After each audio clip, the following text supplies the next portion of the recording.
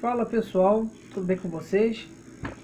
Nesse primeiro momento eu quero tratar com vocês aqui de um ponto importante do nosso estudo que a gente em outro momento não pôde trabalhar de forma mais completa, tá? Então nós vamos falar na nossa última aula que nós falamos sobre o compacto do Renascimento, tá? A gente já sabe que o Renascimento foi um movimento surgido na Europa que veio com a finalidade de trazer uma nova visão aonde nesse primeiro momento o homem estaria livre para poder estudar e toda a sua essência estaria voltada às suas ações, tá? Longe das imposições da Igreja Católica nesse primeiro momento. As possibilidades das pinturas, esculturas, tudo isso era tratado de uma forma mais livre, mais solta, de modo que o homem pudesse ter essa liberdade de trabalhar toda uma essência da arte de uma forma mais livre. Mas naturalmente a gente tem que entender que a Igreja Católica, ela nesse primeiro momento ela ficou meio que sem saber como ia conseguir manter seus fiéis, tá?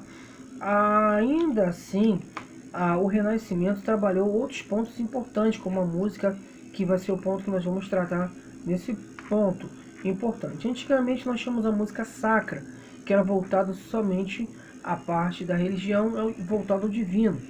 E aí nós temos toda a música que não era da Igreja Católica, ela era considerada música profana, ou música do povo. Já havia ali uma espécie de rejeição para a música que não era da igreja. Então, abrindo as possibilidades, nós temos aí a questão do Renascimento, que tomou para si também a questão da música, abrindo as possibilidades de estudo, tanto na questão de como ia ser montado toda a ornamentação musical. E aí, nesse primeiro momento, nós temos, assim como as pinturas, as esculturas que abriram espaço, nós temos também a questão do que seria, nesse primeiro momento, a abertura da música, tá? O que aconteceu também com a abertura da música, nós temos aí as possibilidades que foram os corais, que vieram aparecer depois, tá? Os corais, os policorais também, que são as composições de mais de duas peças, tá bom? E nós temos aí outros assuntos também relacionados a isso, que seria as músicas e instrumentos que no primeiro momento não faziam uma parte essencial na música, tá? Eram apenas um acompanhamento simples e passaram a ganhar destaque, tão quanto era a questão da voz em solo, tá? E nós temos também as transições da Idade Média nesse período. A Idade Média no Renascimento, ela teve as peças teatrais, tá? Que eram naturalmente voltadas às outras questões, não naturalmente voltada à igreja nesse primeiro momento, mas tínhamos aí algumas questões que já começavam a fluir, tá? Sobre a questão do que seriam as influências da igreja ainda dentro das questões, e as pessoas que tinham a resistência do Renascimento, os fiéis que não abriram mão do que seria a Idade Média e não abraçaram o Renascimento. Nós vamos tratar disso em assuntos posteriores, que nós vamos falar dentro da nossa questão de estudos. Então o que acontece? A gente sabe que nessa transição de Idade Média para Renascimento, a gente tinha as peças teatrais que eram criadas no período da Idade Média apenas com o propósito das festas, tá? Toda festa que era realizada tinha a criação de peças voltadas para aquele evento, tá? E a gente tem também a questão do enfraquecimento da igreja em ter o domínio sobre a cultura e a arte nesse primeiro momento.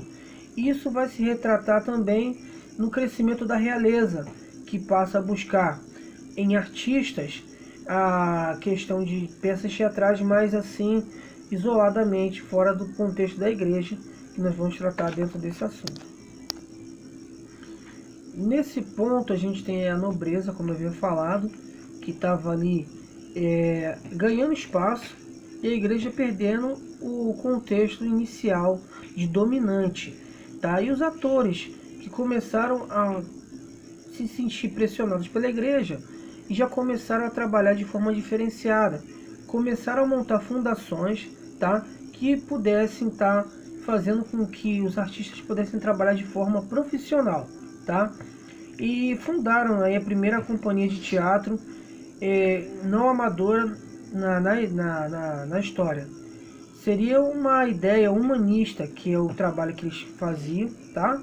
Que valorizava o homem e seus conhecimentos, representando tanto o ser humano quanto os seus conhecimentos, tá?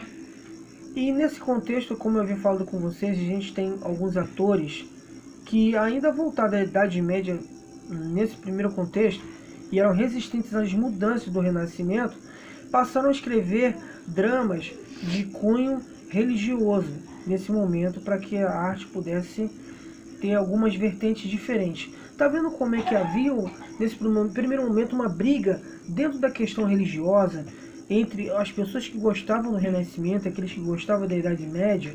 Você começa a entender aí que há uma disputa dentro desse período, tá ok? Então, nesse período, a gente vai trabalhar nesse ponto de visão. Então, pessoal, dentro desse conflito, a gente vai ter aí, nesse primeiro momento da história, surgindo um movimento chamado Barroco, tá?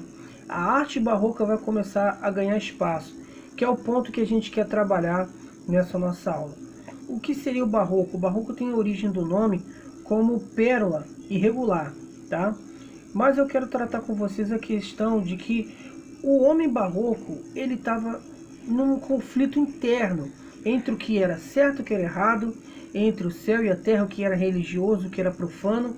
Então, muitas ideias e muito contexto dentro daquele primeiro período, onde quem estava dominando era o Renascimento, já enfraquecido, e a Igreja Católica vindo com uma força muito mais intensa dentro da arte, da cultura e, nesse primeiro momento, na religião.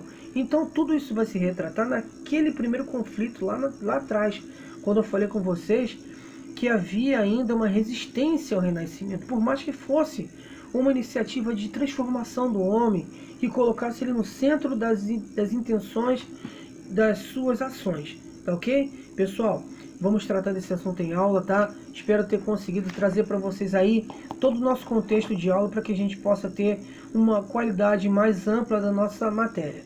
Valeu, pessoal. Até daqui a pouquinho.